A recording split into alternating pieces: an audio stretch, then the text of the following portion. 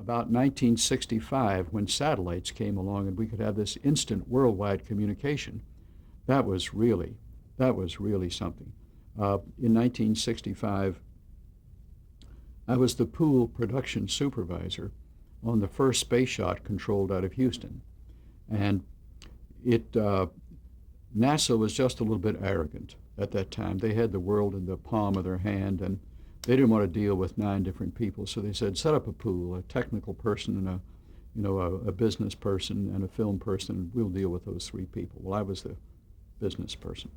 And they had just opened the Space Center on Farm to Market 528, south of Houston on the way to Galveston.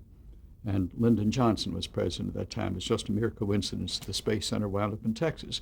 But the people were very nice. But I got to deal with NASA.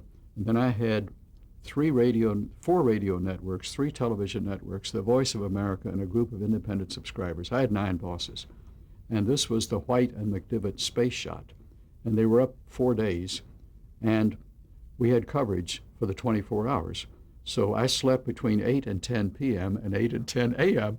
And the rest of the time I'm sending crews out to the 7 locations, the astronauts' home, and mission control, the Space Center, and so forth, feeding the crews. And I had at least 4 different union contracts that had to be followed. But all the people were thrilled to be there, to be part of history. And there were no problems. And sometimes we had to do things that were against all the rules, but folks went along. For example, we didn't know, the spacewalk with White and McDivitt. When they came back, the film was brought to the center and developed, the Space Center. And I found out at 4 o'clock one morning, 7 o'clock, 6 o'clock New York time, that we were going to be given a copy of the film, but it was 6 frames per second, not 24 frames per second. So I went to the gentleman who was my honorable contact with NASA, and he said, well, you didn't plan right. You should have brought a 6-frame projector. I said, I never heard of a 6-frame projector. Everything is 24 frames. I said, however, ABC is here with a slow motion projector. And if you will feed us the stuff at 6 frames, we'll slow it down,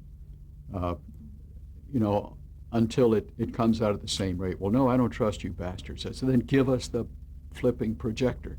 So he finally did, and it looked like a little Bell and Howell schoolroom projector. And we got this thing. Meanwhile, the networks in New York are screaming, where's the film? Where's the film?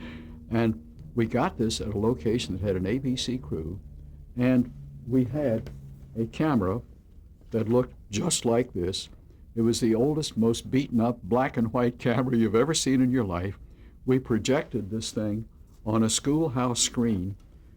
To get it up to the right height, we put a chair on a table and set the projector on that. And as we rolled the film lost the loop. And the fellows who were union fellows say, stop it, get off us, get off us. So I did this and pulled the loop down, and it caught. Everybody looked at me like, you just did a bad thing. But nobody said anything because they realized that every interconnected station in the States had that picture at that time through the 3 networks. And later that afternoon, the film was in color, by the way.